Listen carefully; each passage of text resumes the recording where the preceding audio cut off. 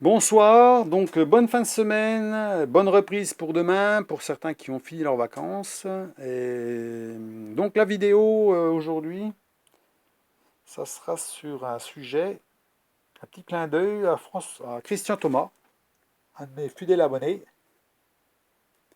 qui est en train de fabriquer des crampons plaqueurs. Voilà, ça, ce genre-là. Oh, c'est pas exactement le même, hein. Moi j'ai choisi un truc simple. Moi, je cherche pas la complication. Moi, plus c'est simple, plus c'est. Le principal, c'est que ça fonctionne. Et que tout le monde peut s'amuser à le faire. Voilà, c'est ça aussi. Donc à partir du moment que ça plaît à fabriquer, si c'est simple, c'est que ça peut être refait derrière, hein. Voilà, beaucoup de personnes qui regardent mes vidéos cherchent à faire la même chose que moi j'ai fabriqué. Donc c'est pour ça que c'est bien, hein. Si je fais trop compliqué, peut-être qu'à la sortie, ça va peut-être tomber à l'eau parce que justement c'est trop compliqué. Donc il faut chercher des choses assez simples. Puis moi aussi d'ailleurs, parce que j'aime pas passer trop de temps sur des heures et des heures et des jours sur une fraiseuse, ça m'intéresse pas trop de passer trop de temps. Moi, quand ça va vite, ça me va très bien aussi, hein. Donc la pièce est déjà dans les taux, hein, voilà, donc ça sera une petite pièce, hein, le crampon sera pas très grand. Là, il faut deux pièces, hein, forcément. Là, ça sera la première pièce qu'il y a au bas, et il y aura une pièce au-dessus. Donc, ce sera dans un autre morceau d'acier, parce que là, il n'y aura pas assez de matière pour faire celle du dessus. Cette pièce-là correspond à cette pièce-là. Voilà. Donc, un usinage devant, un usinage sur le dessus. Un usinage devant, un usinage sur le dessus. Avec une pente, bien sûr, hein, on travaille en inclinaison pour pouvoir avoir la pièce du dessus qui travaille justement sur quelque chose qui est incliné, hein. Pourquoi? Parce que le but du crampon plaqueur, c'est de plaquer une pièce sur la table quand on ne peut pas utiliser l'étau. Et on ne peut pas utiliser, ou on a du mal à utiliser des brides classiques qui appuient directement sur le dessus de la pièce. Là, on appuie sur le côté de la pièce. Et comme on avance, quand on serre la vis, on avance et en même temps on descend, eh ben, on a un effet de plaquage de la pièce qui ne peut pas, qui immobilise la pièce. Donc bien sûr, ces pièces-là, il ne faut pas qu'elles soient lisses devant, il faut qu'elles soient graniteuses, hein. Il faut qu'elles soient usinées avec des petites dents, pour pas que ça bouge. Voilà, en acier trempé, bien sûr. Donc je fais cette vidéo, c'est pour voir si ça intéresse des personnes. On est dans le fraisage. Je sais que le fraisage n'intéresse pas tout le monde, hein. Tout le monde n'a pas de fraiseuse. Bah, ça coûte cher, hein, forcément. Donc, plutôt le tournage que le fraisage. Donc, peut-être que ça intéresse pas beaucoup de monde. Alors, si ça intéresse peu de monde, je verrai par rapport aux commentaires puis aux pouces qui seront plutôt vers le haut, hein, que le bas. Si je m'attaque à ça, hein, à faire ça en vidéo, hein, sur plusieurs vidéos, bien sûr, comme vous savez que je fais des vidéos, des petites vidéos les unes derrière les autres. Et si vous n'avez pas tout suivi, il vous suffit de regarder en dessous et puis je mets les vidéos les unes derrière les autres. Il suffit de regarder la série de vidéos. Donc voilà. Donc je fais comme ça maintenant, ça va très bien. Puis voilà, ouais. Donc en fonction du nombre de vues, du nombre de pouces, du nombre de commentaires, je ferai les vidéos. Sinon, je ferai pas la série de vidéos, mais peut-être une vidéo finale. Ça veut dire montrer la finalité. Ben, c'est tout. Ça veut dire une fois qu'il est terminé. Donc voilà, ça sera en fonction de ça, hein. C'est pour ça, bon. Vous voyez, en ce moment, je ne fais pas beaucoup d'usinage. Bon, comme je vous dis, l'usinage, on a l'impression qu'il y en a moins en moins qui regardent. Donc en fait, on a l'impression qu'on monte toujours la même chose. Donc comme on monte toujours la même chose, ça intéresse de moins en moins de personnes. Et puis, bah, en fait, la chaîne n'avance plus. On a l'impression ça sert à rien qu'on fasse des vidéos. Ça sert à rien, quoi. C'est un peu ça. Donc, ce que j'espère, c'est que ça reprenne un peu, qu'elle me remotive à faire des vidéos sur l'usinage, hein, parce que bon, sinon, bah, je laisse tomber. Et puis de temps en temps, je ferai une vidéo sur ce que j'achète ou des bricoles, hein, voilà. Des fois, il est plus intéressant de montrer un truc qu'on a acheté, parce que bon, bah, les gens sont intéressés par le matériel aussi. Alors donc, du coup, des fois, c'est plus intéressant de montrer un truc acheté que de fabriquer quelque chose. Voilà. Tout le monde n'a pas une fraiseuse, un tour chez lui, donc voilà.